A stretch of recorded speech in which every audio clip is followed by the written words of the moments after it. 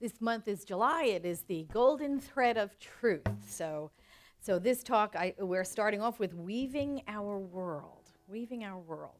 And what I like about the golden thread of truth is that they are universal truths. And they show up in every culture, in every religion. You know, those things that Ernest Holmes talked about in the Science of Mind textbook that are true of all faith traditions, you know. And that's really what the golden threads of truth are. Every religion has like its version of the golden rule. You know, in Christianity, it's Matthew. All things whatsoever ye would that men should do to you, do ye so to them. For this is the law and the prophets. Right? Do unto others as we would have do unto them. But Confucianism has its own version. Do not do to others what you would not like yourself. Then there will be no resentment against you, either in family or in state. Really logical, but it's a version of the golden rule. Buddhism has it. Hurt not others in ways that you yourself would find hurtful. This universal truth, it just flows through everything. Hinduism has, this is the sum of duty. Do not unto others what you would not have them do unto you. Islam, no one of you is a believer until he desires for his brother that which he desires for himself. Judaism, what is hateful to you, do not do to your fellow man, for this is the entire law, all the rest is commentary. I love that. That was in the Talmud. In Taoism, regard your neighbor's gain as your gain and your neighbor's loss as your loss. Even in Zoroastrianism, which a lot of the religions in the Middle East grew out of, Zoroastrianism has this: the nature alone is good, which refrains from doing another whatsoever is not good for itself. So wherever you look, you have these golden threads of truth. These things that flow through all religions, all cultures, all tribes. I mean, there are similar things. We know them. They are universal truths and universal principles. And they flow through all of life. And the saints and the sages and the wisdom seekers, they all knew the same stuff. They may have said it a little differently. They said it in their own way. But they're universal truths, and they are common to all. Just like physical laws. We've discovered physical laws. They're true no matter what part of the planet you're on. Electricity is electricity. No matter where you go, it's going to react the same way. Gravity is the same. No matter where you are, no matter who you are. No matter what country or religion you profess, gravity's still gravity. You know, you step off the balcony, we know where you're going. You're not going to float up because you happen to be a different faith or a different culture. Gravity's gravity. These are universal laws. You know, there's all kinds of laws of thermodynamics, and in the Boyle's law about gas in an enclosed container is inversely proportional to pressure. All of these laws are universal impersonal laws, and they are physical laws that work the same way in the physical universe all the time. There's Carlin's law of the freeway. Do you know that one too, right? All the people in front of you that are driving really, really slow are idiots. All the people driving behind you that are racing up behind you are maniacs. That's a physical law. And just like we have physical laws in the universe, we have spiritual laws. Because this is a spiritual universe. It outpictures as physical, but the truth is it is a spiritual universe. And so there are spiritual laws also. The law of karma, we're so familiar with that, right? What we give out, we get reflected back to us in life. Or the way we used to say it in New York is like, hey, what goes around comes around. You know what I mean? Same truth. Same truth. It's a spiritual law of karma. There is the law of cause and effect, the law of attraction. There's all kinds of spiritual laws. We know that they are also impersonal and infallible. They work the same way every single time, and they work no matter who you are.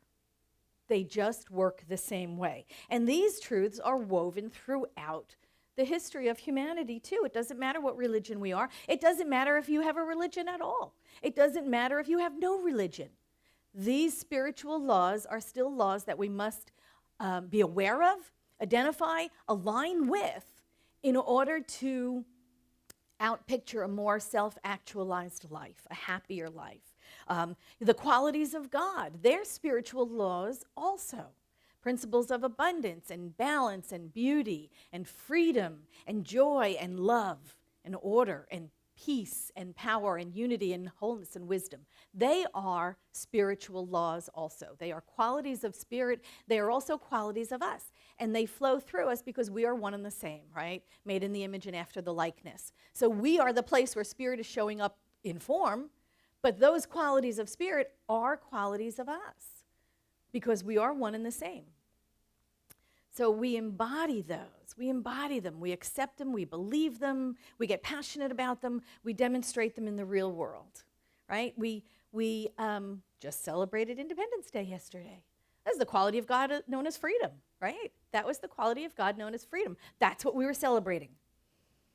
We hold these truths to be self-evident, that all men, humans, are created equal, that they are endowed by their Creator with certain unalienable rights, that those among them are life, liberty, and the pursuit of happiness. See, they didn't guarantee us happiness. They just told us we could chase it. Yeah. But liberty, right? Freedom from bondage. That's the definition of the word, liberty. Freedom from bondage. That's a quality of God.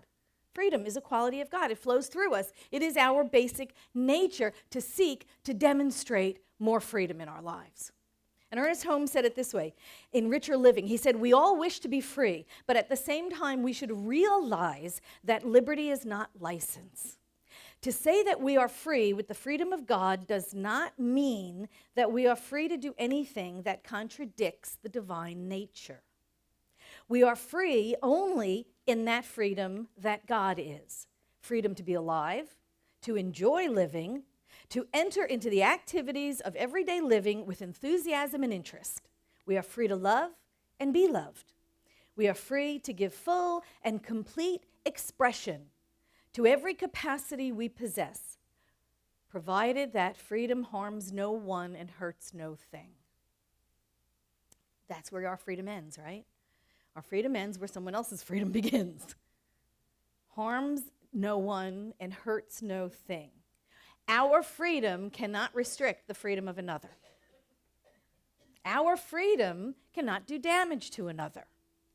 Remember the spiritual law of karma?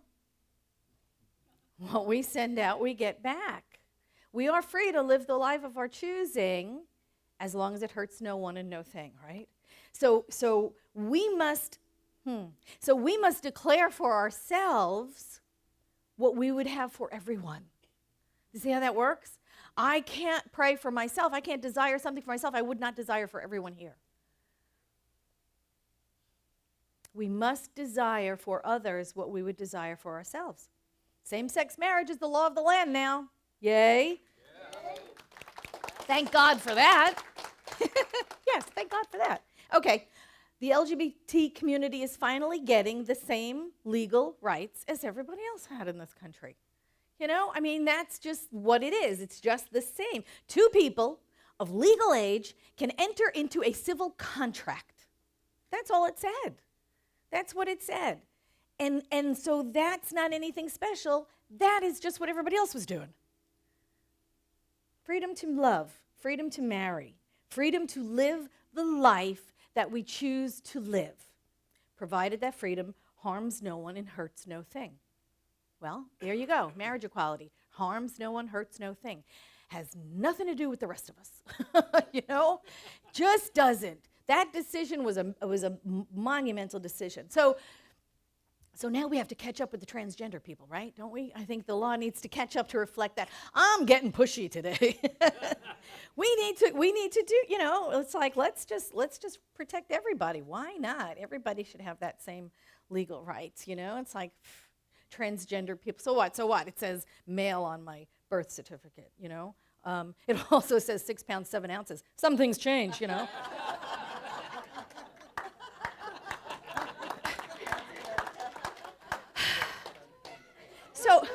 So there are physical laws. We have to align with them. We have to align with them to outpicture that self-actualized life. There are spiritual laws also because it's a spiritual universe. So we have to align with them so that we can outpicture a greater life for ourselves. And the elements that we use are the laws and the qualities that we weave together. The spiritual laws and the physical laws, the qualities of God. These are the threads that we weave together to create a life. And we each individually weave our own unique pattern that no one else has. We weave the threads that we're drawn to create the life that we love, right? Artists, musicians weave beauty, maybe way more beauty than some others, right? Of those qualities, extra beauty, of artists. Maybe those captains of industry, they weave more power in and through their lives than maybe some others of us. Those millionaires who wove a bunch of abundance. Some of us passed on the abundance, whatever it is. We customize our tapestry. We take and we choose those threads of the laws and the qualities to weave a unique life, a perfect life, a life that only we can weave for ourselves. And we're at choice when it comes to those threads. We are at choice when it comes to what we will weave, what we will choose. Even if we don't believe we're at choice, we're at choice. Even if we don't know we are at choice, we're at choice. Ernest Holmes said, ignorance of the law excuses no one. It works the same way, whether or not we believe it. It works the same way, whether or not we know it. Those spiritual laws are spiritual laws. And we must wake up to the truth that we are the ones doing the weaving of our lives, that we are co-creating with Spirit our unique expression of life. We have to awaken to that truth in order to change it. Joel Goldsmith said this. He said, you must know the truth, and you must know it fully and completely. You must be able to remember the principles which constitute the message and put them into active expression. They have no power up in the air. They have no power in a book. They only have power when they are taken into consciousness and expressed. Do you not see that this is the reason so few prayers are answered? It is because the truth remains in a book, or it's expressed as lip service rather than taken actively into consciousness and realized. That's why we are a practical spirituality, because we put it into practice. We can't just talk about it. We can't just talk about it on Sundays. We can't just listen to it on Sundays. We put it into practice. So we come to a teaching like this and we realize we have to do something in order to change our lives. We have to change our thinking first. Everything begins in consciousness. And then we see changes in our lives. And we love it, right? We come to a teaching like this and we start doing affirmations and we start doing affirmative prayer and we start seeing changes in our lives, and we love that. And we keep changing things and we keep changing things until some point we reach our own resistance. We reach our own resistance. We feel like, oh, we can change this and we can change that and we can change this around our lives, but we come up against that thing we don't think we can change. We come up against our own resistance. It's not God's resistance, it's our own resistance. So we can change this, we can change that, we can change this, but there's something in our lives we go, that's real. We can't do anything about that, right? That's the butt, Okay, so let's talk about your big butt. Let's talk about it. Because where in your life do you think God doesn't work? Because that's what you're saying. That's what you're saying when you put that butt in there. This is the place where God doesn't work in my life. I can co-create here and here and here. Oh, but this thing, God won't work there. We use these spiritual principles. We co-create change in our lives. But when we reach that point of resistance, we fall back into our story. It works here, it works here, it works here. Oh, but what? But my height or my age or my DNA or my genetics, my history, my parents, whatever. We reach that point where we go unconscious. Oh, God can change everything in my life but this. So we're really not giving God the credit that it deserves, It is scary to push through in that area. It is scary because that's the area we know who we are. We know what our limits are, right? Because we've made them up ourselves. We made up that limit. Of course we know what it is. And it's scary to push through it because who are we going to be without that story? That's a scary thought. Or the other scary thought is, I don't know what I'll be if I don't have that story. The fear of the unknown, and that's what makes it scary. Or just bottom line, we don't believe Spirit's powerful enough to change that on our behalf. It can make the entire universe, every planet, every galaxy, every solar system, but it can't change that little thing in our life. Doesn't make sense. It doesn't make sense. Oh, God doesn't work there. Of course it does. The truth is, there is no condition greater than cause. Say that with me. There is no condition greater than cause. And Spirit is first cause. Spirit is first cause. All the elements around your life, they're just conditions. Close your eyes, turn your back for a minute, they're going to change anyway. So they might as well change to your liking. There is no condition greater than first cause.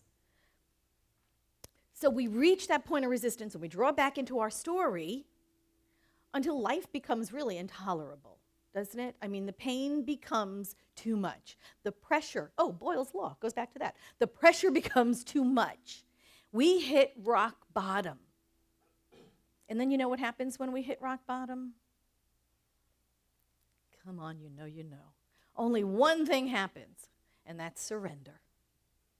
Surrender. When we absolutely, positively bottom out, we hit surrender. We surrender.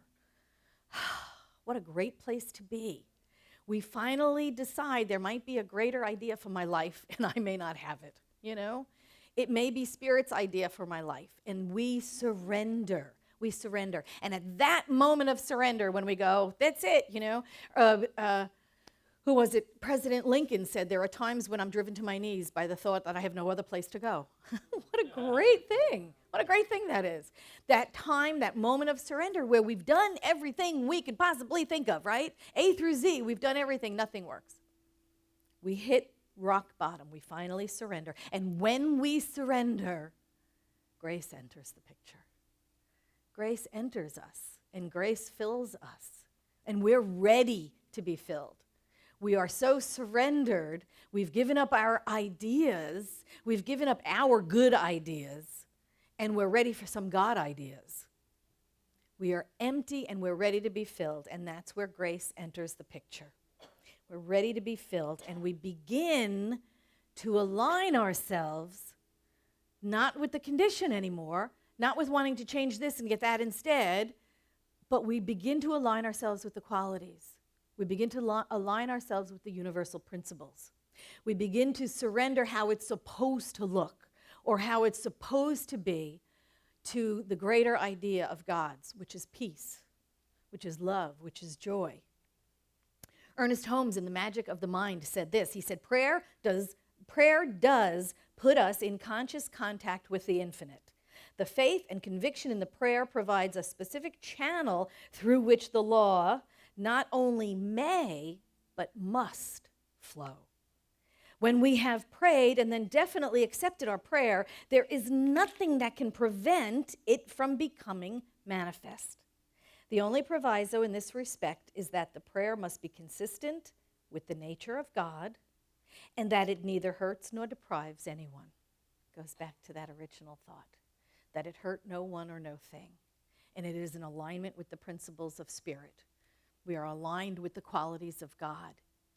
It must flow. It must flow. Impersonal and infallible. Works the same way with everyone all the time. And things become clearer, don't they? Things become clearer after we've hit rock bottom. And what happens is grace enters the picture. We have surrendered what it looks like. I don't even care what it looks like anymore. I just want peace of mind. Right? I just want love. I just want joy, whatever. I just want the pressure off. Whatever it is, we just surrender to it. And that's when possibilities appear, don't they? And that's when doors open, and that's when serendipity occurs and coincidences happen. And maybe they were there all along, and we didn't see them because we were so immersed in the condition. Maybe they were there all along, all those possibilities, but we couldn't see them because we were still so busy knowing how it should be. We were still so busy trying to make it happen our way. So we're no longer insisting how things should be. We surrendered that. We realized we're not about conditions, we're about cause. That's who we are. We're not about conditions, we are about cause. So we begin to weave anew. We've thrown out the old tapestry. We've emptied ourselves out. We've surrendered. We've accepted grace. We're filled. We start weaving anew. But instead of weaving conditions, this job, that man, this state, that car, instead of weaving conditions, we're weaving cause. We're weaving peace of mind. We're weaving love. We're weaving joy. And we've given up how it shows up. We're not into the how anymore. We're letting God take care of the how. We're just knowing for ourselves these qualities of God are the truth of who we are. We are in alignment with spirit. We are in the flow of life. Ernest Holmes said this in Harmony and Desire. He said that let me start again. We said that desire is a promise of fulfillment. I love that. Desire is a promise of fulfillment. This must be qualified, however, by the statement that the desire must be in line with the nature of the universe. Again, we must align ourselves with the laws of spirit and nature. If that desire hurts another by its fulfillment or takes away from him that which rightly belongs to him, then it is clearly not in accord with the nature of the universe. It is a fundamental principle of our philosophy that nothing in the universe wishes to do us harm. Right? We live in a friendly universe. We live in a loving universe. We know that spirit supports us every step of the way. So he says, it is a fundamental principle in our philosophy that nothing in the universe wishes to do us harm. Since all are expressions of God, indwelt by God, then it logically follows that the one who wishes to harm another would be making God wish to harm God. And you know that from the Bible, right? The house divided against itself cannot stand. God cannot harm God. We cannot wish or want harm on another. So that goes back to those spiritual law of karma, right? We can't wish for someone else what we would not wish for ourselves. We can't wish for ourselves that which we would not wish for everyone. So those are the things that we weave our world with.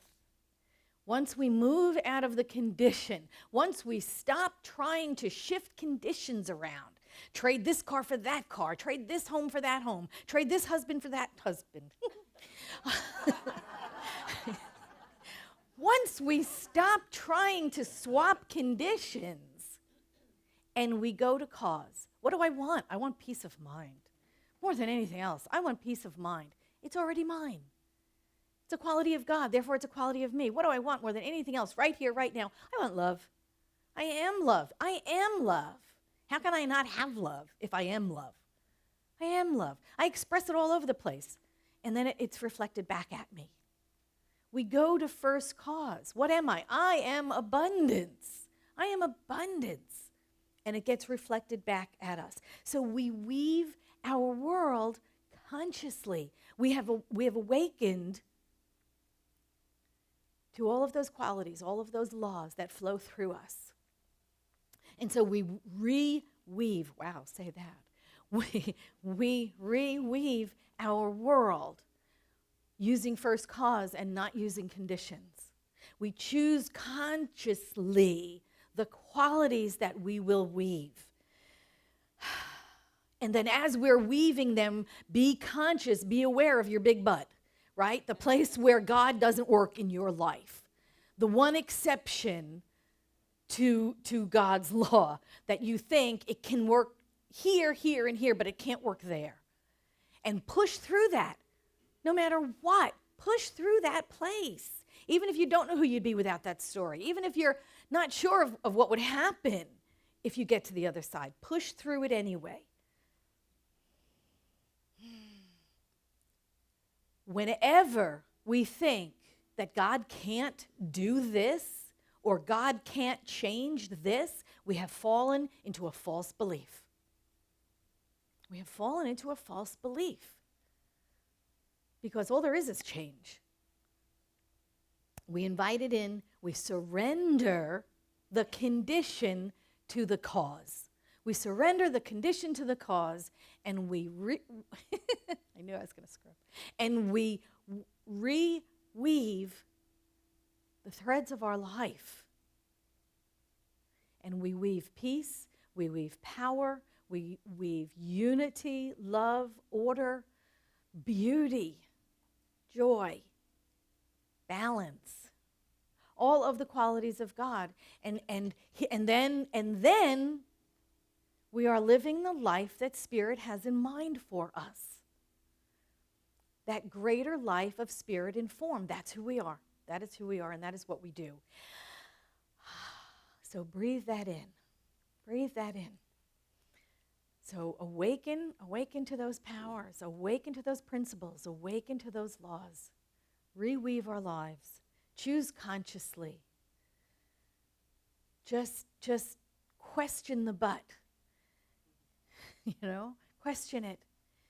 And pray through it. Affirm through it. Remember our consciousness. Remember that God can do through us whatever needs being done by us. Remember, we are first cause, we are not condition. And surrender.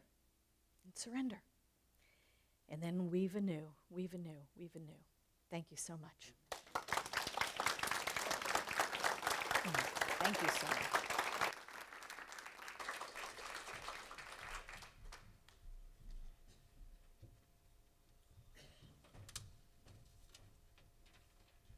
You set this next song up so beautifully, as it always happens. So what day was yesterday? July 4th. That's right. So I wrote a song about July 4th. I thought it was appropriate. And you even quoted from the Declaration of Independence the exact lines I put into this song. This song is about two things. It's about being a kid and enjoying the fireworks and the barbecues and going to the beach and making sandcastles. And then it's about, why do we celebrate this day? What did those guys sacrifice, and what did they have to say to this generation? This is called 7-4-1776. Strike up the band.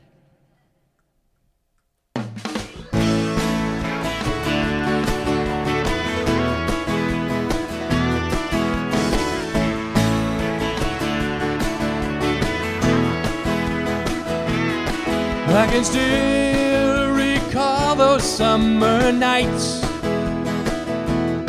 the fireworks that blazed red, blue, and white, and all the sparklers that we waved. Oh, how we cheered and how we raved when the rocket's red glare burst so big and bright. And in the course of human events, we hold these truths to be self-evident. And so the 56 men signed their lives upon the line, and to this day the message has been sent. 7-4-17-76. We celebrate, we play, we reminisce. Here's to life, liberty, and the pursuit of happiness. 7-4-17-76.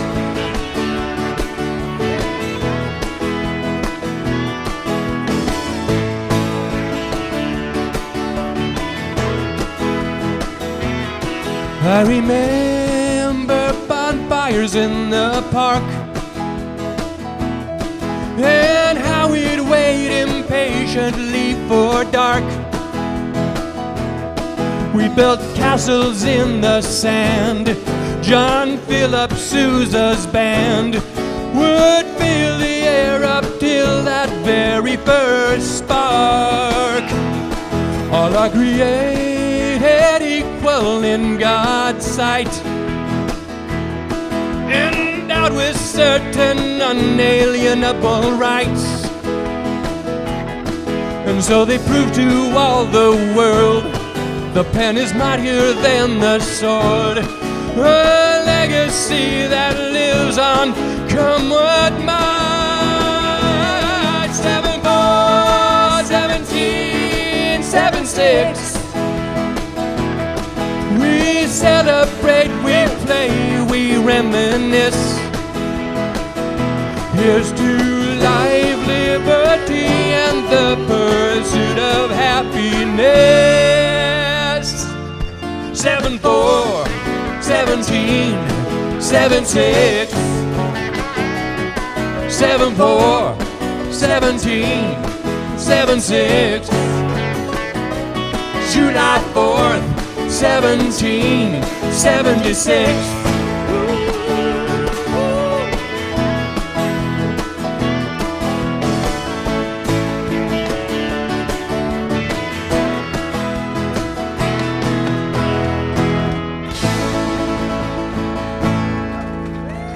Thank you. Thank you so much. We love that. Thank you so much. Wow, gee, I love that. Okay. Now is our time for conscious giving. So if this is the place where you are being spiritually nurtured, this is the place for your tithes and donations. You know, a tithe is a spiritual practice of giving back to spirit.